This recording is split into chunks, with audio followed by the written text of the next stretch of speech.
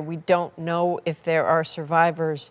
So that is an interesting point, in part because they continue to talk about it being a rescue mission, and yet the politicians there, the senators from Kansas, talked about potentially, one said, when you lose 60 Kansans, they don't seem to know entirely what to say. They were unable to answer the question, and it's understandable. Was anyone taken to the hospital? But they certainly talked about both craft are in the water. They have found both. They have dive teams on both. There's a lot more that they said. So for that, let's bring in Katie Simpson, who was listening very carefully. To me, Katie, that's what struck me the most, is that there is no search and rescue happening on land. Everything is happening in the water, but they have found those aircraft and they have dive teams right there. And the description, Adrienne, that we got from the fire chief about just how difficult those search conditions are, it's very similar to what the search conditions are, if you'll remember, when the Baltimore Bridge collapse took place, except maybe it's even colder in this moment, but it's dark. The dive crews have to go in and basically search with their hands as they try to sort of get as close as they can to the wreckage. We've seen some of the images. There's some still images that I know that you were, the control room was showing during the news conference, that shows that first responders are right up close on the wreckage, and the images are just gutting. But to hear the way the fire chief sort of described the very bleak conditions as they try to execute this rescue mission, they were very clear to call it a rescue mission, even though we heard some of those comments from one of the senators who represents Kansas, sort of, as you mentioned, seeming to describe it as a situation where there could be 60 Kansans lost.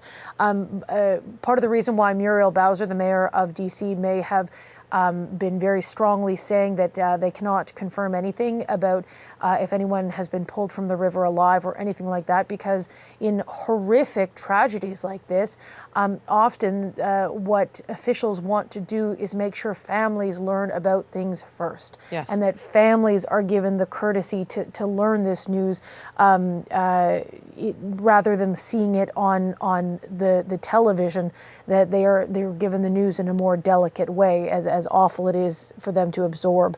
But that could be one reason why. But again, they were very clear to call it a rescue mission. There are about 300 first responders on the ground in this moment. There are officials that have come in from all over sort of the region. Washington, D.C. itself, it's actually a very small place. Geographically, it's small, and the city's only about 700,000 people. And so when there are massive tragedies, there's this reciprocity agreement sort of that where people come in, different agencies, whether it's from Virginia or Maryland, they come in and to help. Helicopters coming in from Maryland to help try and light up some of the search and rescue areas.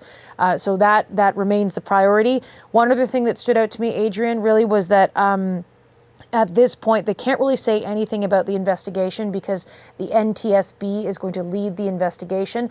That organization put out a post on social media a short time ago saying their investigators are expected to arrive soon. But before any formal investigations really get underway, the priority is people first, as we heard from the fire chief. Absolutely. There is also, Katie, we know from the Secretary of Defense, Pete Hegseth, that there is going to be a DOD investigation into this as well. As you can tell from, we were talking about it earlier, the post from Donald Trump, the president, on True Social. His initial questions, his urgent questions are about what on earth was that helicopter doing, who was communicating with whom. Those are details they will get very soon. They were asked a question about whether they have been in touch with the people in the air traffic control tower yet. They have not as yet. We live in a world of immediacy, and in something this terrible, you want answers right away. But reality doesn't work quite like that. So that will be happening as soon as possible, certainly through the night, while they continue to effort to rescue people. Again, critically, the language is key here. They are still calling it a rescue. And yet the tone of certainly the politicians there is that this is a recovery.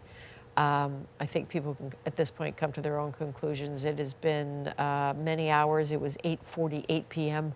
when the Washington, D.C. fire chief said he heard on the radio reports that this accident and collision had happened.